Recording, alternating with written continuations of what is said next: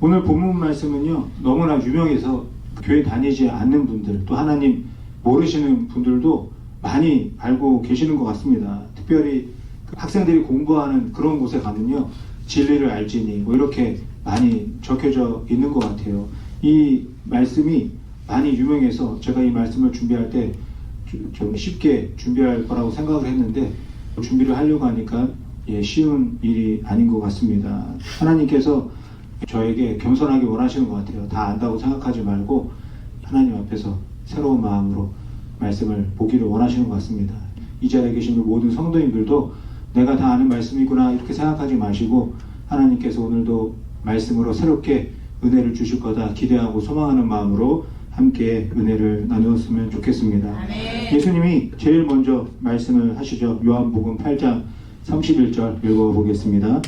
그러므로 예수께서 자기를 믿은 유대인들에게 이르시되 너희가 내 말에 거하면 참으로 내 제자가 되고, 너희가 내 말에 거하면 이렇게 말씀을 하고 계시는데, 여기서 너희는 누구를 말하고 있을까요? 맞습니다. 자기를 믿은 유대인들 이렇게 기록을 하고 있잖아요. 오늘 본문이 포함된 요한복음 8장은요, 바리새인들과 예수님이 많은 대화를 주고받고 있습니다. 특별히 예수님이 나는 세상의 빛이다 이렇게 이야기를 하셨어요. 그랬더니 이 바리새인들이 믿을 수가 없다, 증거를 대라, 아니면 증인을 데리고 와라 이렇게 이야기를 합니다. 그래서 예수님이 증인 2명을 이야기를 하시죠. 한 명은 나고 또 한 명은 하나님이시다 이런 이야기를 합니다. 예수님이 뭐 억지를 부리는 것이 아니죠. 이 세상 어디에서도 예수님과 하나님을 위해서 증언할 수 있는 증인이 없기 때문입니다. 하나님과 예수님밖에 제대로 증언할 수 있는 사람이 없기 때문에 예수님이 이렇게 이야기를 하셨죠. 그런 대화가 오고 있는 그 주변에 많은 유대인들이 있었습니다. 이 유대인들이 스스로 믿는 자다 이렇게 생각을 한 것 같습니다. 예수님이 너희가 나를 믿는구나 이렇게 말씀하신 게 아니죠. 유대인들이 스스로 그렇게 생각을 한 것 같습니다. 예수님이 그 당시 얼마나 유명했습니까? 그 유명한 예수님의 말씀을 들으니까 이 유대인들이 생각이 드는 거예요. 이 바리새인들이나 서기관들이 가르칠 때는 힘과 권위가 느껴지지 않았는데, 예수님이 가르치시는 말씀을 들으니까 힘과 권위가 느껴진 겁니다. 그리고 무엇보다도 특별히 마음에 감동이 있었던 거예요. 서기관 바리새인이 말할 때는 아무런 감동이 없었습니다. 졸음을 참지 못해서 그냥 앉아있을 뿐이었지 아무런 감동이 없었어요. 그런데 예수님이 하시는 말씀, 편안한 성전에서 회당에서 하시는 게 아니라 잔디밭에서 밖에서 하는데도 그 말씀을 들으면 감동이 있었습니다. 또 찔림도 있었어요. 나 자신을 돌아보게 하는 예수님의 말씀을 듣게 되었습니다. 그러니까 이 유대인들이 나도 이제 예수님을 믿는구나 이렇게 스스로 생각했던 것 같습니다. 그래서 그 마태복음 7장 28절 29절에 보면요, 같이 읽어보겠습니다. 예수께서 이 말씀을 마치심에 무리들이 그의 가르치심에 놀라니 이는 그가 가르치시는 것이 권위 있는 자와 같고 그들의 서기관들과 같이 아니함이로라. 이렇게 예수님께 감동을 받고 믿는 자가 되었나 이렇게 생각하고 있었던 유대인들에게 예수님이 오늘 말씀을 하고 계십니다. 요한복음 8장 31절을 다시 보시면 너희가 내 말에 거하면 참으로 내 제자가 된다 이렇게 말씀을 하고 계십니다. 예수님이 스스로 믿는 자가 되었다고 생각하는 유대인들에게 제자가 되는 조건을 먼저 말씀을 하고 계십니다. 제자가 되는 조건이 무엇인가요? 저희는 뭐 아무렇지 않게 보고 읽고 있지만 유대인들은 이 말을 들으면서 너무 이상하다고 생각을 했습니다. 처음 들어보는 제자의 조건이었기 때문이죠. 바리새인이나 서기관들이 알려줄 때는요, 율법을 달달달 외우고 율법 학교를 졸업하고 율법을 하나도 빠짐없이 다 지켜야 제자가 된다 이렇게 가르쳐 왔는데, 예수님은 그런 말씀을 하지 않으십니다. 예수님의 조건은 다른 것이었습니다. 너희가 내 말에 거하면 제자가 된다 이렇게 말씀을 하고 계십니다. 여기서 거한다는 것이 무엇인지 다 아실 거예요. 산다, 살아간다 이런 의미가 있습니다. 우리가 저 사람은 저 집에 거하는구나 이렇게 말하면 그 사람이 그 집에 사는 것이다 이렇게 생각을 하는 것과 똑같은 것이죠. 내 말에 거한다는 것은 예수님의 말씀대로 산다 이런 의미를 가지고 있는 겁니다. 예수님의 말씀대로 사는 것은 그러면 무엇이겠습니까? 우리가 걸어다니고 뛰어다니고 먹고 마시고 쉬고 일하고 자고 일어나는 이 모든 것을 말씀 안에서 살아가는 것을 말하고 있는 것입니다. 요한복음에 보면요, 이 거하다라는 단어가 정말 많이 나옵니다. 그 중에서 대표적인 말씀이 포도나무 비유가 담겨져 있는 요한복음 15장 말씀인데요. 요한복음 15장 7절 말씀을 같이 읽어보겠습니다. 너희가 내 안에 거하고 내 말이 너희 안에 거하면 무엇이든지 원하는 대로 구하라. 그리하면 이루리라. 이 짧은 구절 속에도요, 거하다라는 그 단어가 2번이나 나오고 있습니다. 너희가 내 안에 거하고 내 말이 너희 안에 거하면 이렇게 말씀하고 계시죠. 저 말씀이 무슨 의미인지 쉽게 풀면요, 너희가 예수님 안에서 살고 예수님 말씀이 너희 안에서 살면 너희가 원하는 대로 구하면 이루어진다 이렇게 말씀하고 계십니다. 아멘. 요한복음 8장 31절도요 똑같이 말씀하시잖아요. 제자가 되기 위한 출발이 내 말이 너희 안에 거하는 것이다 예수님이 말씀하고 계십니다. 말씀이 내 안에 거한다는 것은요, 예수님이 하신 말씀, 예수님께 들은 말씀을 계속 생각한다는 거예요. 나에게 하신 말씀을 계속 생각하면서 그 말씀을 기준으로 이 세상을 살아가는 것을 말씀하고 있습니다. 여기 계신 분들 다 왕년에 다 연애 한번 해보셨을 텐데, 연애했을 때 남녀 커플을 보면요, 제일 두드러지는 게 뭐냐면 이야기를 그렇게 많이 합니다. 서로 그냥 한 얘기 또 하고 그래도 너무너무 즐거워하고 행복해 하십니다. 그런데 왜 이렇게 이야기를 많이 하고 이야기를 많이 듣겠습니까? 사랑하니까 그 상대방의 말을 내 마음속에 간직하고 싶어서 물어보고 대답하고 그렇게 주고받으면서 이야기를 하는 겁니다. 마찬가지죠. 예수님을 사랑하면요, 예수님의 말씀이 계속 생각나고 기억날 수밖에 없습니다. 결국 예수님의 제자가 되는 조건이 무엇이냐? 간단하게 말하면 예수님을 사랑하는 것이 제자의 조건이라고 말씀하고 있습니다. 아멘. 예수님을 사랑하기 때문에 예수님의 하신 말씀을 기억하고 그 말씀대로 이 세상을 살아가는 사람이 제자라고 이 유대인들에게 예수님이 알려주고 계십니다.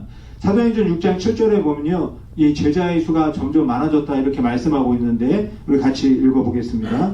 하나님의 말씀이 점점 왕성하여 예루살렘에 있는 제자의 수가 더 심히 많아지고 허다한 제사장의 무리도 이 도에 복종하니라.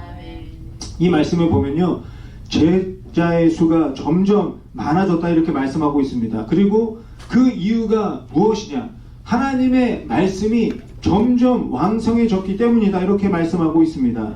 말씀이 왕성해졌다는 것은요, 하나님의 말씀을 기억하고 그 말씀대로 살려는 사람들이 많아졌다 이런 이야기를 하고 있는 겁니다. 하나님을 사랑하는 자들, 하나님을 사랑하는 제자가 점점 많아졌다 이렇게 말씀하고 있는 것이죠. 단순히 사람의 수가 많아졌다 이런 이야기를 하고 있는 것이 아닙니다. 요한복음 14장 15절 말씀에 같이 말씀 읽어보겠습니다. 너희가 나를 사랑하면 나의 계명을 지키리라. 여기서 계명은 율법적인 계명을 말하는 것이 아니라 예수님의 말씀을 말씀하고 있습니다. 사랑하는 자는 말씀대로 살아간다 이렇게 기록하고 있습니다. 사랑하지 않는 자는 말씀에서 벗어난 삶을 산다 말씀하고 있는 것이죠. 우리가 창세기에 보면 아담과 하와 있잖아요. 하나님이 에덴 동산의 모든 열매를 다 먹을 수 있다 이렇게 말씀을 하셨습니다. 그런데 딱 하나는 먹지 말라고 하셨죠. 그 열매를 먹으면 죽는다 이렇게 말씀을 하셨습니다. 아담과 하와가 하나님을 사랑했다면 어떻게 해야 되겠습니까? 아담과 하와가 말씀을 기억하고 하나님을 사랑하며 사는 것이 아니라 먹어서는 안 되는 그 하나 때문에 하나님의 말씀을 잊어버리게 됩니다. 이것이 바로 죄의 시작이 되었습니다. 그렇게 많은 것을 주셨는데 없는 것을 생각하기 시작하고 그 틈을 사탄이 파고 들어가게 됩니다. 그래서 선악과를 먹게 됩니다. 선악과를 누가 먼저 먹었느냐, 누가 누구에게 주었느냐, 이런 게 문제가 아니죠. 정말 문제는 무엇이냐? 하나님의 말씀이 아담과 하와 안에 있었느냐 없었느냐, 이것이 문제입니다. 말씀이 있는 자는 하나님을 사랑하는 자이고, 하나님을 사랑하는 자는 그 말씀대로 살아가는 삶을 살게 됩니다. 우리가 성경을 읽는 것도 마찬가지 아니겠습니까? 말씀 안에서 살아가기 위해서 말씀을 읽는 겁니다. 오늘 말씀 안 읽었더니 뭔가 좀 찜찜하네. 오늘 말씀 안 읽었더니 돌에 걸려서 넘어졌네. 오늘 말씀 안 읽었더니 가다가 부딪혔네. 이런 게 아니라는 것이죠. 성경을 읽고 사랑하는 하나님의 말씀이 무엇인지 발견하고 그 말씀대로 살기 위해서 성경을 읽는 것입니다.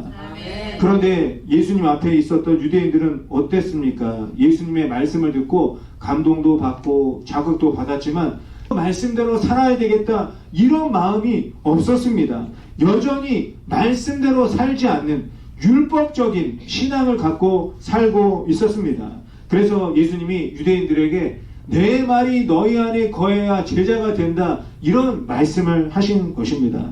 사랑하는 성도 여러분, 저와 여러분은 어떻습니까? 정말 교회 오래 다니지 않으셨습니까? 적어도 1년, 수년은 다니셨습니다. 이렇게 오래 교회를 다니셨으니 얼마나 많은 말씀을 들으셨겠습니까? 성경을 얼마나 보셨겠습니까? 그렇다면 과연 나는 말씀 안에서 살고 있나요? 아니면 말씀은 말씀이고 나는 나다, 이러면서 따로따로 살고 계십니까? 성경 말씀을 읽고 깨닫고 감동받는 것으로 예수님을 믿는 제자라고 할 수 없다고 예수님이 알려주고 계십니다. 말씀대로 살아야 합니다. 말씀대로 사는 것이 무엇입니까? 제가 계속 똑같은 이야기 하는 것 같아요. 말씀대로 사는 것은 사랑하며 사는 것입니다. 말씀해 주신 예수님을 사랑하며 사는 것이고, 나와 함께 하고 있는 이웃을 사랑하며 사는 것입니다. 마태복음 7장 21절에 예수님이 하신 말씀이 있는데 우리 같이 읽어보겠습니다. 나더러 주여 주여 하는 자마다 다 천국에 들어갈 것이 아니요 다만 하늘에 계신 내 아버지의 뜻대로 행하는 자라야 들어가리라. 주여 주여 크게 외치고 무언가 열심히 해서 많은 결과를 얻는 자가, 믿는 자가 아니라 사랑하는 하나님의 말씀대로 사는 자가 믿는 자라고 예수님이 알려주고 계십니다. 오늘 우리가 함께 읽은 그 요한복음 8장 32절에 보면요, 진리를 알지니 이렇게 말씀하고 있습니다. 이 말씀도 똑같은 말씀 하시는 것입니다. 지식이 쌓여져 가는 것을 진리를 아는 것이다, 이렇게 말씀하는 것이 아닙니다. 진리를 안다고 말하는 것은요, 진리대로 살아가는 삶을 말하고 있는 것입니다. 진리가 무엇입니까? 진리도 똑같습니다. 하나님을 사랑하고 서로를 사랑하는 것이 진리입니다. 사랑한다면 사랑한다고 우리가 서로에게 말하는 것부터 시작하잖아요. 예배 시작할 때 우리가 옆에 계신 성도님들한테 예수님의 이름으로 사랑합니다, 이렇게 인사하는 것부터 시작이 됩니다. 인사를 하면서 내가 사랑해야 할 사람이 누구인가 서로 확인하는 것이죠. 표현을 해야 합니다. 하지만 말만 하는 것으로 끝나서는 안 됩니다. 거기에서 멈추면 형식이 되는 거예요. 사랑하는 게 율법이 되는 겁니다. 행동이 따라야 합니다. 어떤 행동이 따라야 하겠습니까? 내 기준으로 내가 원하는 대로 해주는 것은요, 아무리 잘해줘도 받는 사람이 불편하고 싫어하면 사랑이라고 할 수가 없습니다. 내 기준과 내 원함을 다 내려놓고 상대방의 기준으로 상대방이 원하는 대로 해주어야 합니다. 상대방이 원하는 것이 무엇인지 알려면 어떻게 해야 되겠습니까? 상대방의 이야기를 들어야 되지 않겠습니까? 그 말이 내 마음속에 있어야 하지 않겠습니까? 그럴 때 사랑이 시작되는 것입니다. 상대방이 말한 것을 기억하고 그대로 하는 그 모습 속에서 상대방이 사랑을 느끼게 되는 것이죠. 그런데 상대방에게 맞추어 살면은 너무 피곤하지 않나? 불편하지 않나? 혹시 내가 너무 잘해줘서 저 사람이 버릇이 나빠지는 거 아닌가? 이런 생각이 들 수가 있습니다. 하지만 진정한 사랑을 한다면요, 진정한 자유를 얻게 된다. 예수님께서 말씀하고 계십니다. 요한복음 8장 32절 말씀을 다시 한번 읽어보도록 하겠습니다. 진리를 알지니 진리가 너희를 자유롭게 하리라. 진리를 알고 사랑하면 진리가 너희를 자유롭게 한다. 이렇게 말씀하고 있습니다. 진정한 사랑이 자유를 누리게 한다. 예수님이 말씀하십니다. 상식적으로 생각해도 억지로 하면은 얼마나 불편하고 힘들겠습니까? 그런데 사랑으로 하면요, 자유롭게 할 수 있다. 예수님께서 말씀하고 계십니다. 그런데 이 말씀을 듣고 있던 유대인들이 너무 이상한 생각이 들었어요. 왜냐하면 우리는 지금 자유롭게 살고 있는데, 종이 아니고 노예가 아닌데 왜 우리들 보고 자유롭게 될 것이다 이렇게 말하는 것인가 너무나 궁금했습니다. 그런데 예수님이 이 유대인들을 보셨을 때 종으로 살고 있었습니다. 노예로 살고 있었어요. 어떤 종과 노예로 살았습니까? 선민 의식의 종으로 살았고, 율법 의식의 노예로 살았고, 특권 의식의 종과 노예로 살고 있었습니다. 나는 아브라함의 자손이다. 나는 택함을 받았다. 택함받은 이스라엘 민족이다. 이렇게 생각했습니다. 그리고 선택받지 못한 주변 나라들은 이방인들이고 죄인들이다. 이렇게 생각을 했죠. 이런 의식을 가지고 살아가니까 이 유대인들이 사마리아 사람들 만날 때마다 우습게 생각을 했습니다. 그리고 주변 나라들도 맨날 비웃었습니다. 선민 의식으로 다른 민족을 죄인 취급했습니다. 하지만 이런 이스라엘 민족을 보면서 주변 나라에 살고 있는 다른 사람들은 어떻게 생각했을까요? 부럽다고 생각했을까요? 전혀 그러지 않았습니다. 다른 민족들은요, 이스라엘 사람들이 지금 무슨 말 하는 것인지도 잘 몰랐습니다. 오히려 잘난 척 한다고 생각을 했습니다.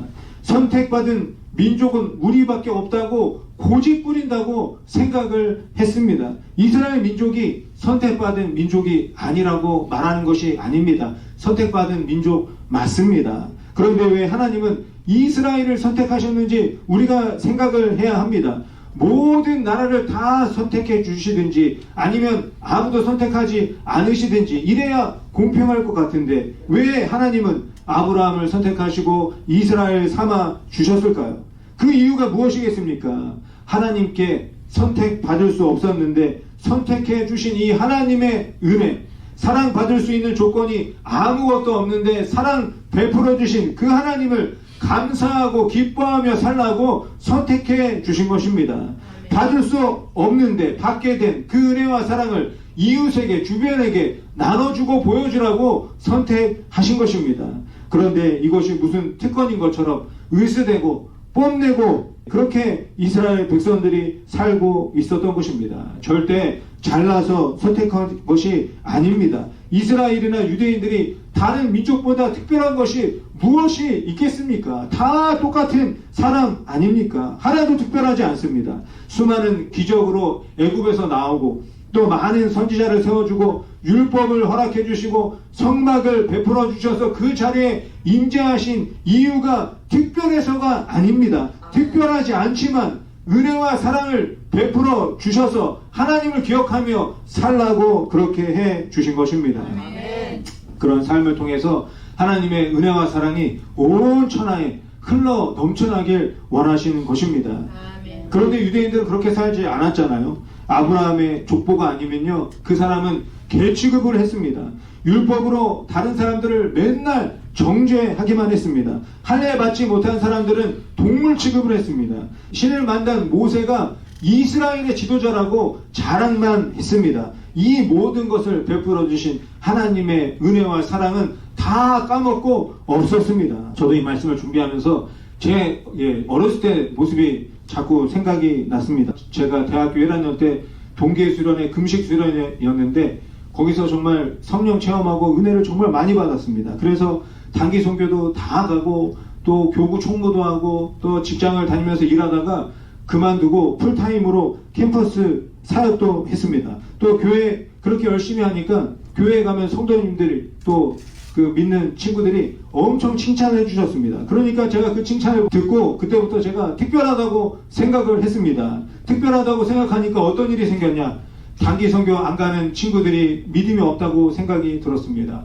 풀타임으로 사역하지 않는 사람들이 믿음이 약하다 이렇게 생각하고 무시를 했습니다. 그러다가 여의도 순복음교회 전도사 되고 또 시간이 지나서 목사가 됐습니다. 목사가 되자마자 제가 어떻게 된지 압니까? 목사처럼 말하려고 얼마나 목에 힘을 주면서 목사 행세를 했는지 모릅니다.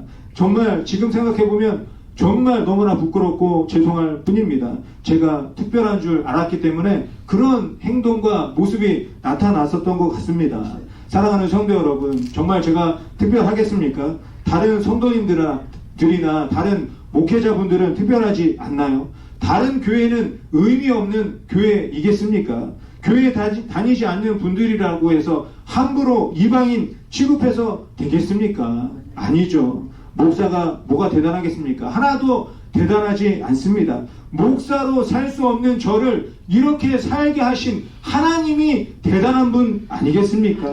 그러니 제가 무엇을 전하고 무엇을 말해야 하겠습니까? 아무것도 아닌 저에게 은혜와 사랑을 베풀어 주신 하나님만 전하고 하나님만 말해야 되지 않겠습니까? 유대인처럼 착각해서 살아야 되겠습니까? 사랑하는 성도 여러분, 하나님이 저와 여러분을 불러 모아주신 이유가 대단해서가 아닙니다. 의롭고 정직해서가 아닙니다. 특별해서도 아닙니다. 나를 사랑하시는 하나님의 말씀 안에서 살라고 이렇게 불러 모아 주셨습니다. 진리의 말씀대로 서로를 사랑하며 살라고 불러 모아 주셨습니다. 서로 더 깊이 교제하고 서로 더 사랑하라고 우리를 믿음의 공동체로 모아 주셨습니다. 인원이 적어서 재정이 부족해서 우리가 할 수 있는 것이 없다 이렇게 생각해서는 안 됩니다. 인원이나 재정이 많든 적든 우리가 해야 하는 것은 항상 똑같습니다. 하나님이 말씀하신 진리의 말씀대로 서로를 사랑하며 살아야 하는 것입니다. 이렇게 살아갈 때 우리가 제자가 되는 것입니다. 사랑하며 사는 것이 진리를 아는 삶이고 서로를 사랑할 때 자유롭게 된다 예수님께서 말씀하고 계십니다. 교회에 프로그램이 부족하고 시설이 열악해서 그 교회가 위기가 생기는 것이 아닙니다. 특별한 의식만 있고 사랑이 없는 교회가 위기라고 사도 바울이 고린도전서 13장에서 말씀하고 있습니다. 1절부터 3절 말씀 우리 같이 읽어보겠습니다. 내가 사람의 방언과 천사의 말을 할지라도 사랑이 없으면 소리나는 구리와 울리는 꽹과리가 되고 내가 예언하는 능력이 있어 모든 비밀과 모든 지식을 알고 또 산을 옮길 만한 모든 믿음이 있을지라도 사랑이 없으면 내가 아무것도 아니요 내가 내게 있는 모든 것으로 구제하고 또 내 몸을 불살게 내줄지라도 사랑이 없으면 내게 아무 유익이 없느니라. 저는요 3절 말씀 볼 때마다 기가 막힙니다. 내 몸을 불살게 내주면서도 사랑 없이도 저렇게 할 수 있다는 겁니다. 고린도 교회는요 은사와 능력이 정말 많이 있는 그런 교회였습니다. 그런데 하나님이 주신 이 은사와 능력으로 어떻게 했냐?